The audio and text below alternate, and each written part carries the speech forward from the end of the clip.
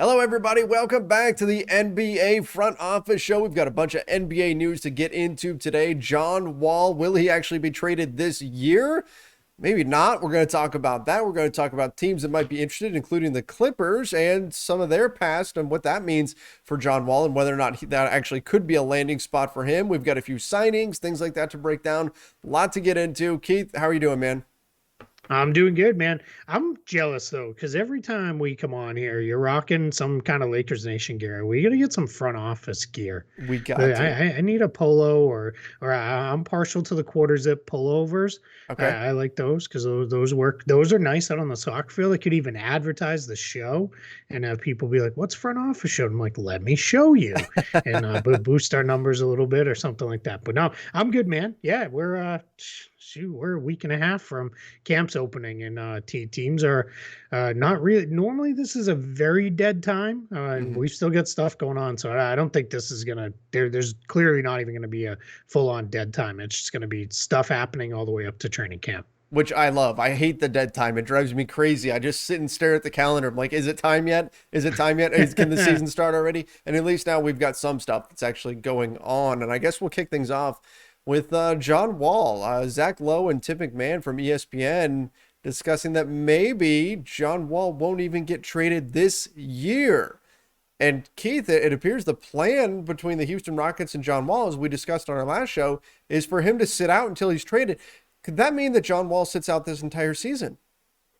It could, and this is different from the Ben Simmons situation because this is a mutual thing. So it's not like he's going to be fined and not paid. And we'll see if the NBA eventually steps in here and says, "Hey, healthy guy, you got to play him." Now he's not exact. They're not really trying to win. This is Mm-hmm. kind of a mutual thing here. So I don't think we're going to see it go that direction.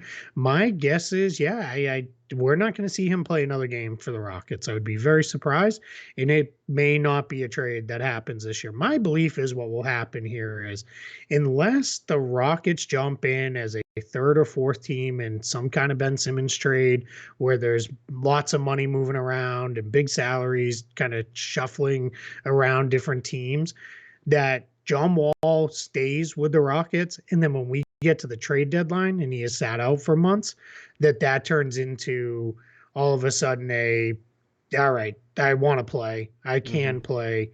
Contender X is down a point guard. They really need somebody. I want to go join up and chase a title or something like that. And then he works some kind of buyout similar to Blake Griffin. That just seems to be the way it goes because it's very easy for him and his reps to say no buyout right now. Mm-hmm. Then that's fair, and they shouldn't. There's no reason for them to take a buyout right now at this moment. Then, by all accounts, he's going to continue to be there in the facility. He's been a really good teammate for the young guys and has been very helpful for them. So he's just right now the highest paid assistant coach in the entire NBA. He's paid by quite a bit. In fact, contractually, look, I mean, Yeah, he's got what, 44 million and change this season, player option next season for 47 million yeah, and I think he's change. going to pick it up too. Yeah, I would imagine he Yeah, probably, although, we said the same thing about Chris Paul, so you never know, but it feels like, especially if he sits out the season, that pretty much guarantees that he's picking up that player option. yeah. I was a little bit surprised or taken aback by the notion that he could have to sit out the entire season, though, in order for this to get done. I do agree with you. I think that at some point, John Wall probably starts to want to really get back out on the floor, and maybe they come to a buyout or something like that. I just have a hard time trying to find a landing spot for him via trade Yeah. for where a team's going to take on that salary. The Clippers have been mentioned as a team that maybe might want to go after him. I mean, they're you can argue that they still have a need at point guard. You can say, okay, they've got Eric Bledsoe, they've got Reggie Jackson, but would John Wall present an upgrade for them? They've got some salaries that they can stack up in order to try to get a deal done. But there was also a report, and this is again from Zach Lowe, that the Clippers were never that interested in Russell Westbrook. And in my mind, if you weren't very interested in Russell Westbrook, wouldn't it stand to reason that you also probably wouldn't have that much interest in John Wall? Yeah, Westbrook's a better player at this Yeah. point than Wall is. I don't see Wall being a massive upgrade over what they No. have in LA already. I think Reggie Jackson is a really good fit there. I think Eric Bledsoe, just because if for no other reason his reliability has been better than John Wall has been. But yeah, I mean, if you're talking trading Eric Bledsoe, Luke Kennard, and another salary or two in there to go get John Wall, and then you feel good with, let's say with Serge Ibaka, because I think that number gets them there. If it was Bledsoe, Kennard, and Ibaka, and you feel like, all right, we'll just keep Harry Giles and Isaiah Hartenstein and them with Zubac. We've got our front court handled, and we bring in Wall. Yeah, well, I mean, I think I would probably do that if I was the Clippers. I just don't think they're going to, and I don't know that Houston wants to take on three guys for him at this Yeah. point. They've got a little bit of a crowded roster already, and they're in a position where, yeah, they could probably take them on and just sort through and figure things out as they go here the rest of the way. But yeah, I just don't know that there's a match there. It feels like if this was a month ago at the start of the offseason, maybe it might have made more sense then Right. before they went and acquired Bledsoe. But now, as it stands, probably not. Probably just move on and bingo if you're the Clippers. Which, I mean, just creates an even bigger challenge when you look around the NBA. Find a landing spot for John Wall. It's not Yeah. easy. Yeah, It's as we not said easy. when this news first broke too, who needs a point guard right now? Very few teams. I Yeah, mean, look how hard it was for Dennis Schroeder to find a spot, true. and then it was ultimately Boston got him on a steal of a contract for the kind of player he is. So yeah, that's just becomes the just if we just went strict basketball wise, didn't you can't with a $44 million contract. But even if we did, just yeah, how do you get there? It just there's not a lot of places that make sense. Did you see Dennis Schroeder on Instagram? I believe it was I yesterday. did. That the I joke did. about, go ahead and chime in with your fumbled the bag jokes and all that. Like, Yep. okay, all right, at least you can I poke a love little it. bit of fun at yourself. So I like that As he from him. sat in front of two cars that are worth more than my home, I know, right? uh, and luggage, a ton of luggage that's probably also worth more than my home. That I assume is probably just filled with cash and goodies. So Probably, yeah. yeah, I think good for him for having some fun with it. Interesting little note. This has Mhm. no bearing on anything. Yesterday was his birthday, and he shares a birthday with Josh Richardson, Oh, another Celtics acquisition. So yeah, so birthday boys fun for fact. Boston yesterday. Yeah. All right, our next thing up, we've got wow, Keith. So I've got in my notes here, Okafor to the Hawks, and my brain went Emeka Okafor. That's not a Wow. good thing. That's not a good thing. Jahlil Okafor lands with the Atlanta Hawks on a non-guaranteed deal. What do you think? Does he actually have a shot of sticking there, or is this more of just kind of a camp thing, and then you think he winds up getting cut? Yeah. So kind of interesting. The Hawks can maybe wage a little bit of a camp battle here between him and Timothy Luwawu Cabarro. I think Okafor may have a leg up on Hmm. making the roster over Cabarro. I think they need a big a little bit more than they need another wing. That team right now, all of their wings are healthy. Let's knock on wood real quick here, and hopefully that stays that way. But yeah, up front because they're not. I think just I know I've said it before, but I'll say it again. They're not going to have Onyeka Okongwu at the beginning of the season. They did sign Gorgie Jang, and John Collins has shown he can play some five when Clint Capella is out of the game. But that's kind of it for their big man rotation right now. It's Capella, Collins, and Jang. Gallo, the times that he's played the five has not gone well. No, It's I been wouldn't imagine just too that it hard to would. craft a decent defense. Not that Okafor is good defensively, but I don't hate the idea of him as a third center on this team and Yeah. give them some minutes until Okongwu is back, and then maybe you move on if you find a need somewhere else. They've got enough room. They are. Let me make sure I'm right. Yeah, they're about 1.8 million under the tax right now. So yeah, if Okongwu gets back by let's say January, and you're like, all right, we don't need Okafor anymore. We now need somebody somewhere else and go. So wouldn't surprise me if he makes the roster. I still think the guy can score, if nothing Hmm. else, on second units, and that still has some value, especially as a regular season innings eater. Yeah, absolutely. I think there's some value there as well. Wouldn't surprise me if he does wind up sticking around, and I hope so. There was so much promise with him coming into the NBA. Obviously, it just hasn't quite worked out, but still think he's a very talented player. Speaking of centers, though, Anthony Davis.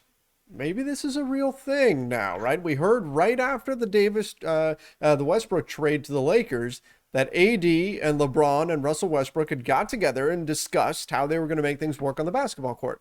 And that Westbrook said he was going to do his best to become better off the ball, that he was going to be more at peace with not having the ball in his hands at all times. And AD and LeBron would each slide down a position, which means AD at the 5. And most people just kind of dismissed that, said, whatever. Yes, he's saying that now, but we know AD doesn't like to play the 5 during the regular season, which has been a thing for the last few years at least.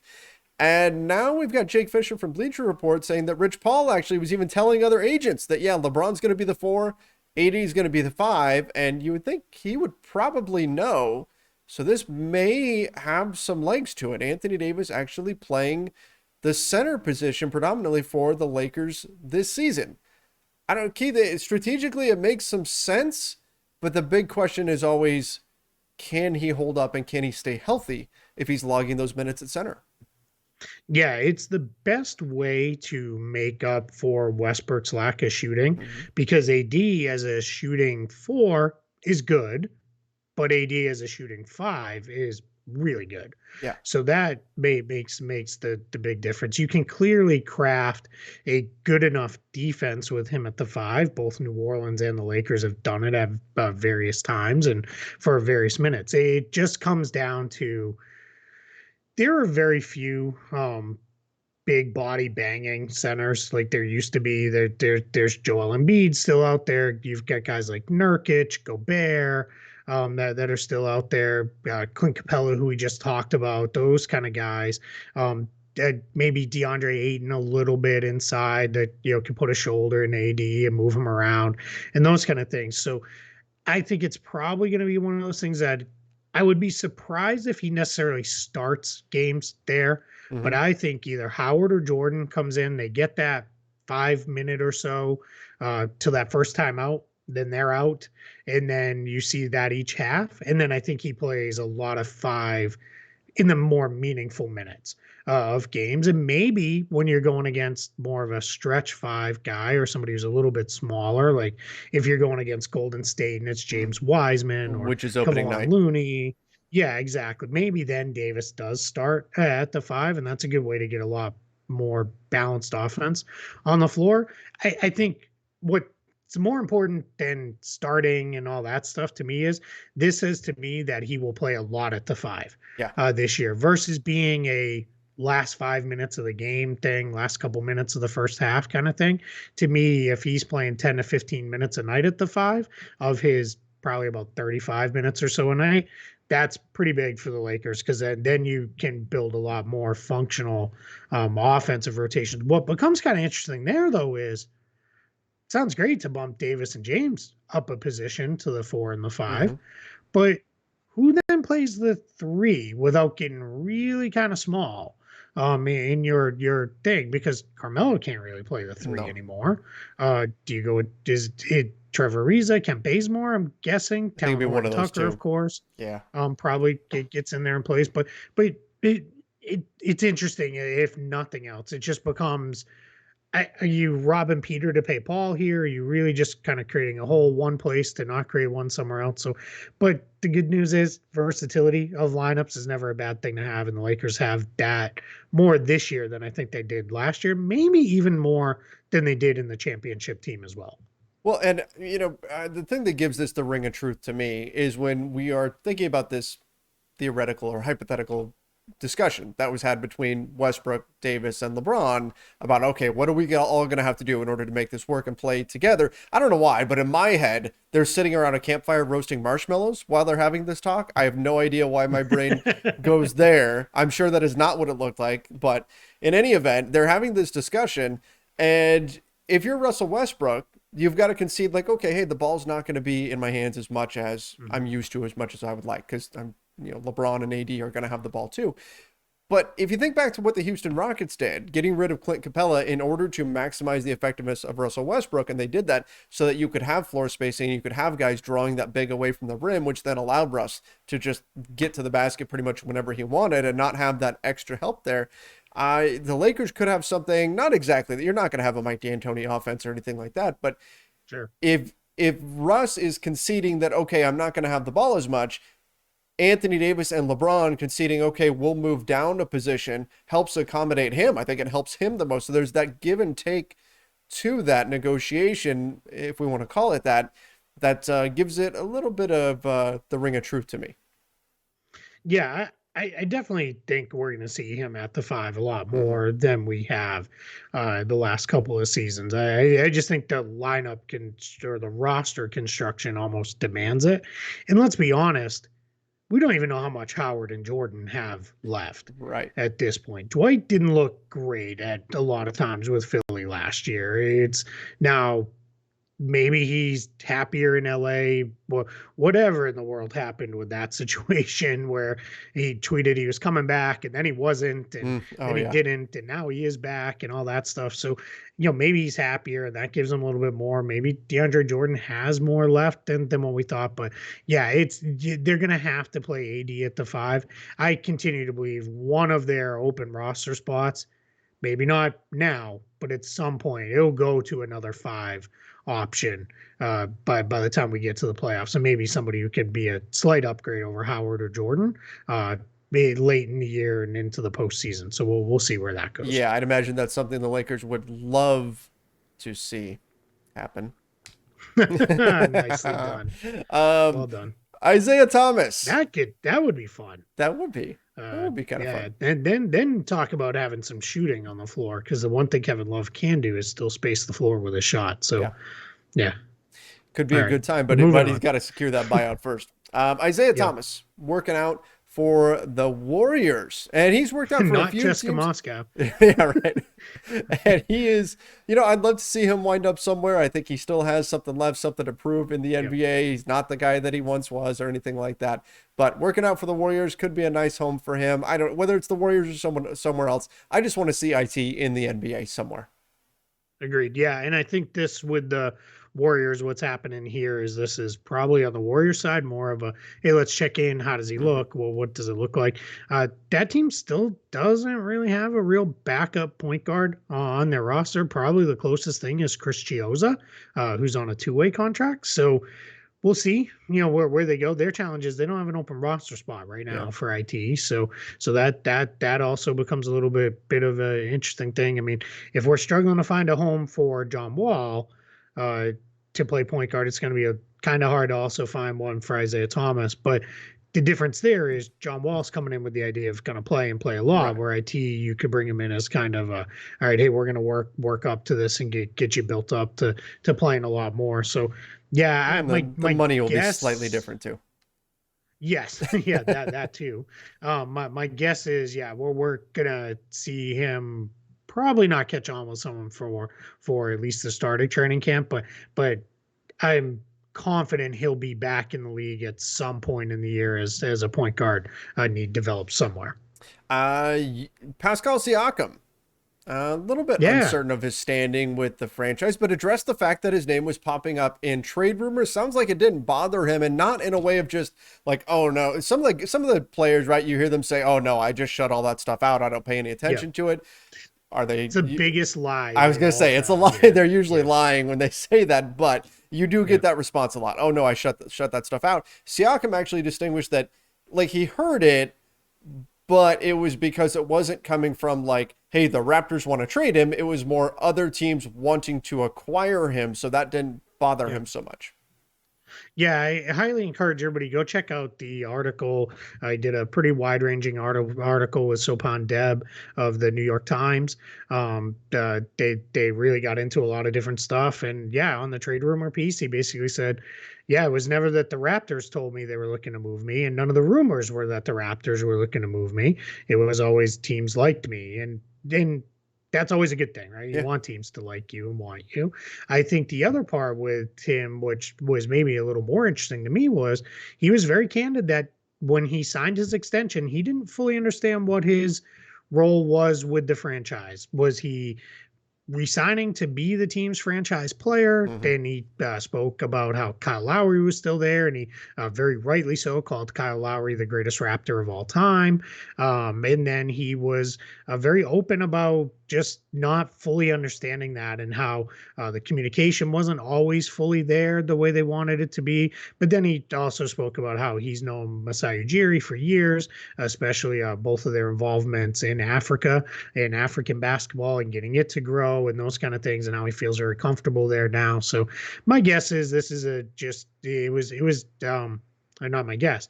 Let me rephrase that. This was really cool to see him be this candid. Yes. Like it was really neat to see a guy be this open and this honest about things, especially when he's under contract for a couple more years there to Toronto. It's not like he's on his way out the door or anything like that.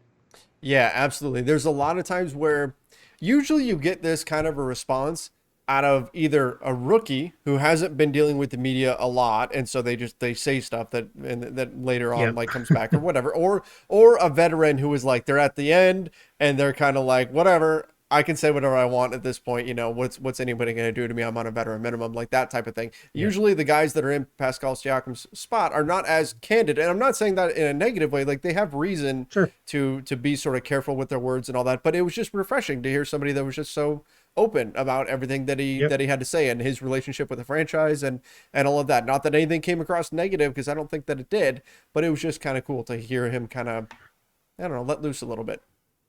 Yeah, one other note too from the piece, I think it's been forgotten a little bit. He's coming off-season surgery. I Mhm. think it was shoulder surgery, and he was talking about how he's not really there yet. So I don't know that we're going to see him to start this year. That had always been kind of the rumor that he'd be out to open the season, and I think he kind of confirmed that himself here. So Mhm.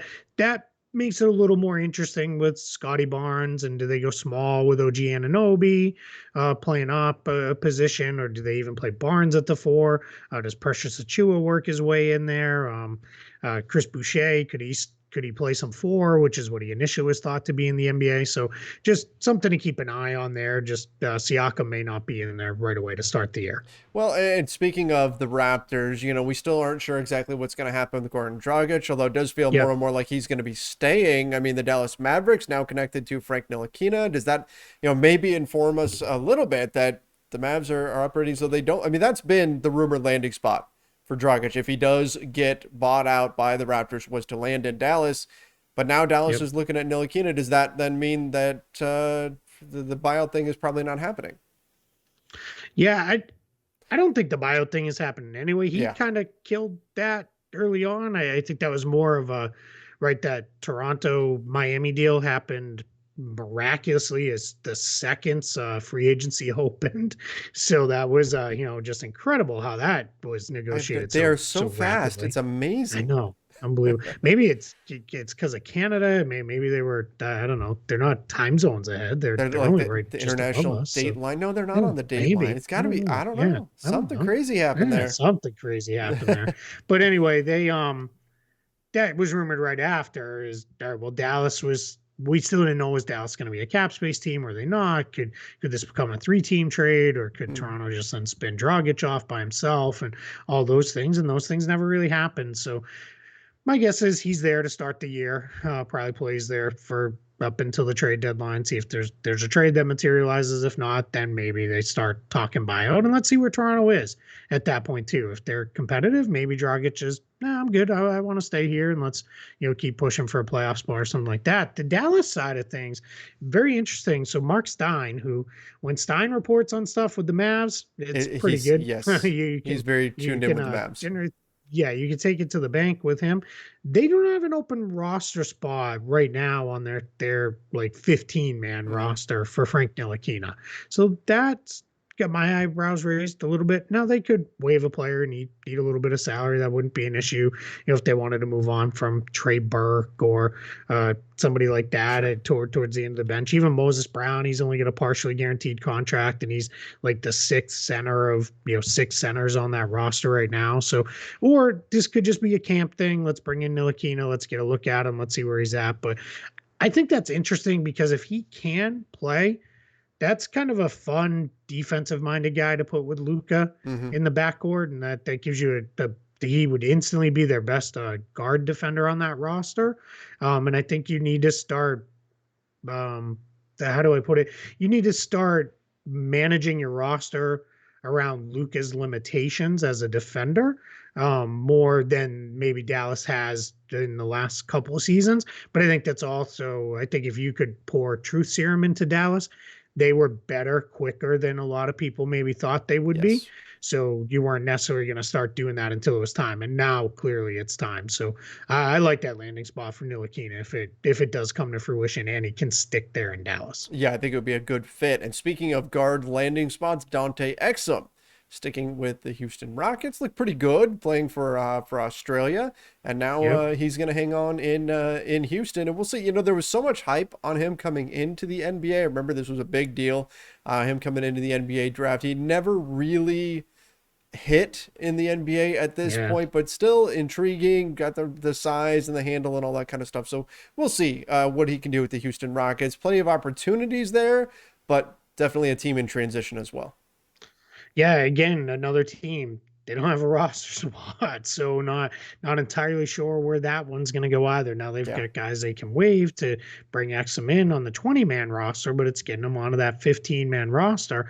It sounds like the deal is going to be very incentive laden for Exum. My guess is the guy who probably goes if this comes to fruition is probably Kyrie Thomas, who they signed late last season to a multi-year deal, but he's on a non-guaranteed contract. And the idea with Exum would be now we've got enough point guard depth because they're committed to playing Kevin Porter at the one Hmm. quite a bit. They've also got DJ Augustine still there, and then Dante Exum would come in as the third guy, and then John Wall. But we know what that situation He's is as we sitting. talked in Yeah. depth.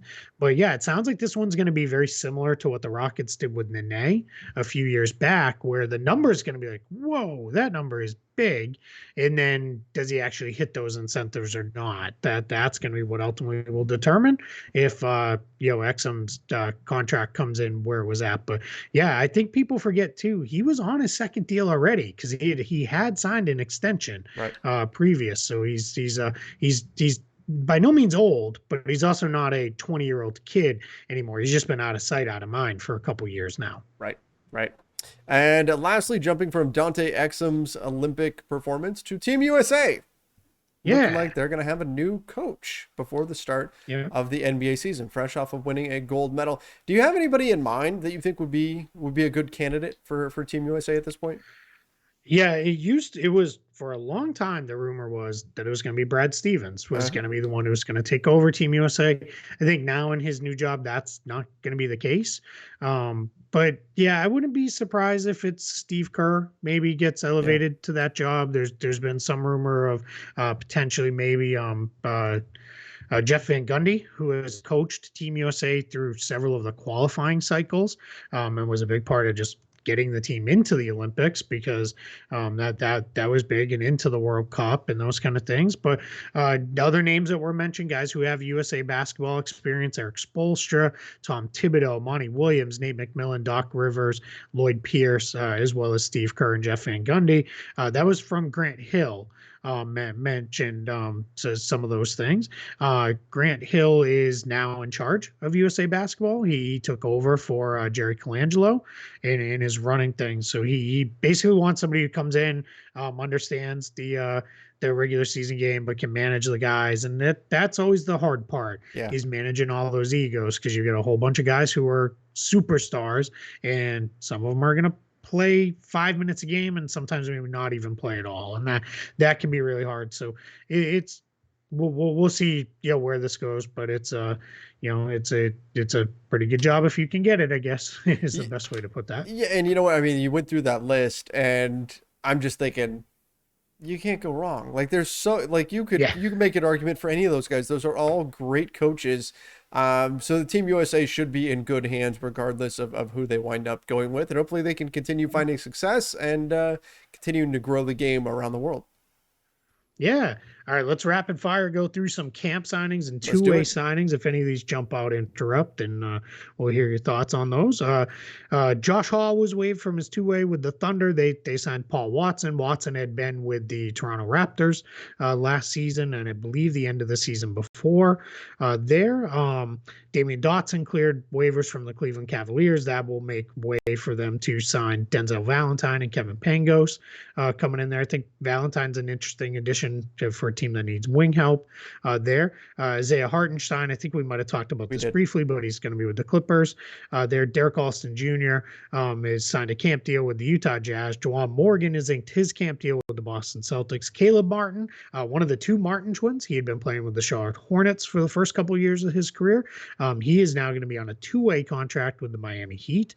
Jared Vanderbilt and Jordan McLaughlin both signed their contracts with the Minnesota Timberwolves. It also sounds like, as an aside for Minnesota, Leandro Bolmaro, who is a 2020 first-round pick of the Wolves, it does sound like he is going to come over.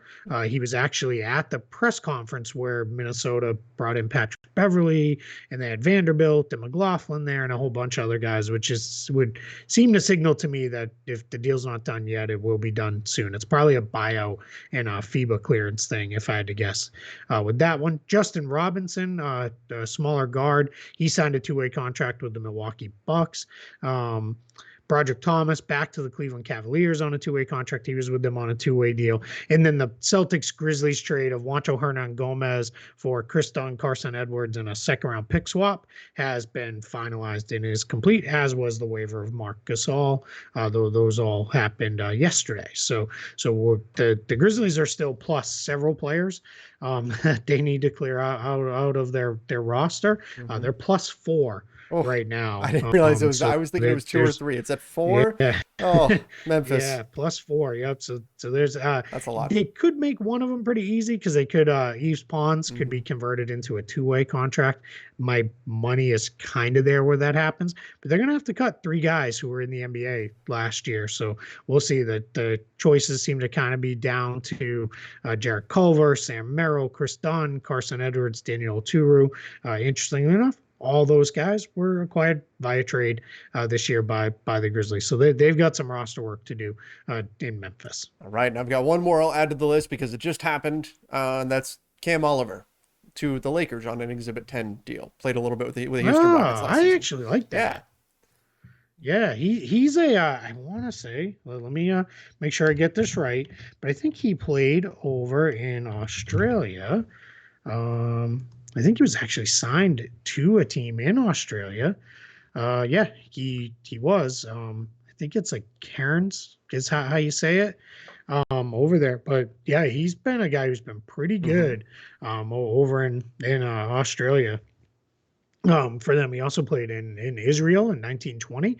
Total numbers in the 1920 season: 17.6 points per game, 9 rebounds per game, Pretty solid. 1.6 blocks. Kind of an undersized 4-5 kind of guy, but he can also step out and shoot 36% in 1920. And then last year he played in Australia until he came to the NBA. He was putting up very similar numbers to the prior year. So I like that one for the Lakers. Not sure he makes the regular season roster. We'll see. But for a camp deal, that's pretty good. Yeah. Definitely an interesting player. And he did play in the summer league this year. I think it was with the Warriors, I want to say, that he was with. But let's see. You are correct. There you go. So yeah, it could be a good pickup there on an Exhibit 10 contract. But I think that's everything for now. Whipped right through those last That's ones. right. Flew through all the guys that some of them, I'm sure, for people listening, and even for me, some of them were could have been creative characters. I don't know. I promise I'm not going to do that to you. If I was going to do that, I'd do it and say that they were on the Lakers and then force you to like go do some research and those kind of things. I'm looking up these names and I'm like, this person doesn't exist. Come on. I love it. If anybody ever wants to spot check it, go to Real GM. You plug in their name right in the search and you'll find them. They'll all pull up. I would almost expect you to use like all Avengers names or something, but I think I would pick up on those. Like, yeah, I would hope. Be like, what? Clint Barton? He's a point guard out of what? Yeah, no. Right. Maybe if I did like Chris Barton or something like that, or Steve Stark or something. Oh, I don't like. I'm putting ideas in your head. I don't like this. Yeah, and that one might happen. Yeah, we're actually, once we get off the phone, we're gonna eat dinner and we're gonna watch episode 6 of What If. Oh, So I I'm excited watched it last to night. get in. Pretty good one. Pretty good one. Yeah, Pretty that's what I interesting heard. one. That's for sure. I won't spoil Yeah, anything. I'm excited. All right, perfect. I appreciate it. All right, everybody. If you wouldn't mind, help us out. Make sure you subscribe to the NBA front office YouTube channel here. I can barely even talk. I'm so Not Lakers Nation. I mean, subscribe yeah. there too. Subscribe to Lakers Nation as well, but subscribe right here to the NBA front office YouTube channel. Don't forget to turn on those notifications, and of course, like this video. Till next time, everybody. See ya and stay safe.